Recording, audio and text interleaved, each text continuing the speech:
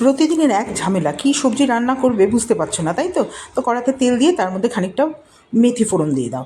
এবার ডুমো ডুমো করে কাটা পেঁপে আর কুমড়ো এর মধ্যে দিয়ে দাও, নুন মিষ্টি দিয়ে দাও, ভাজা ভাজা করে নাও, ঢাকা দিয়ে ভাজা করে নাও। তো কুমড়ো যদি না থাকে, আলু থাকলে আলু দিয়ে দাও, কোনো অসুবিধে নেই। এবার যে ভাজা ভাজা হয়ে যাবে তার মধ্যে একটু জল দিয়ে দাও, জল দিয়ে ভালো করে সবটা সেদ্ধ করে নাও। এদিকে আমি কি করব, একটা বাটির মধ্যে একটু আটা আর আদা বাটা একটু জলের মধ্যে গুলে রেখে দেবো। তো আমি কি করেছি, আমার কাছে গুঁড়ো আদা ছিল, তো আমি গুঁড়ো আদা দিয়েছি। তোমরা আদা বাটা দেবে, কোনো অসুবিধে নেই। তো এটা জল দিয়ে গুলে রেখে দেবো। এবার দেখো পেঁপেটা মনে হয় সেদ্ধ হয়ে গেছে। দেখো সেদ্ধ হয়ে গেলেও কিরকম তাকিয়ে তাকিয়ে থাকে না, পেঁপে না ঠিক সুন্দর আলুর মতো এরকম হয় না।